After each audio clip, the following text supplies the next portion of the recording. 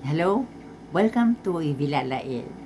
My topic now is about the power of prayers every day, like with this image that we always face one of them.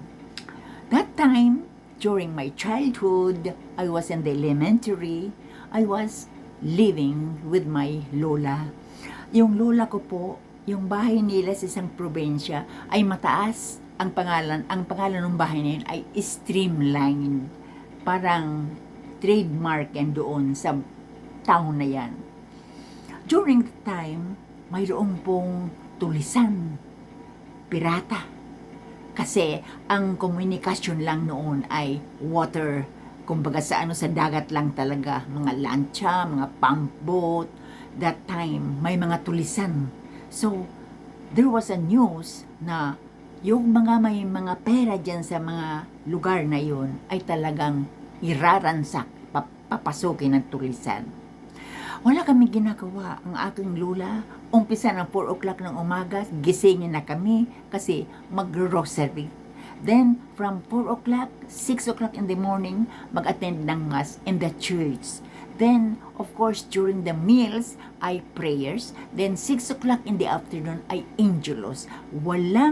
Hindi po yun nakakalimutan. Talagang araw-araw yan ginagawa namin routine. So, I was influenced with her. Now, that time, mayroon ng tinolis na mayaman doon sa aming kapitbahay. Isa, din dalawa, din tatlo, din apat. Sabi nila, kayo na ang kasunod. So, nakikita namin, tinataniman na ng mga bala ang aming bahay, ng mga tulisan. So, ang ginagawa ng lola ko, nung gabi na yun, kasi mayroon silang savings na coins na kalahati ng sako. So, galing kami sa second floor, pupunta kami sa basement gabi-gabi, hihilahin namin yung napakabigat na pera papunta sa basement para magtago. Alam niyo po, with the prayers of my lola, yung tulisan na yan, hindi nakapasok sa aming bahay at hindi nangyayari sa amin yung pagtutulis ng mga tulisan.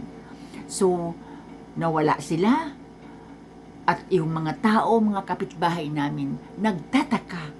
Ano daw ang sikreto namin? Bakit hindi kami talaga pinasok ng tulisan na yun? The power of prayers.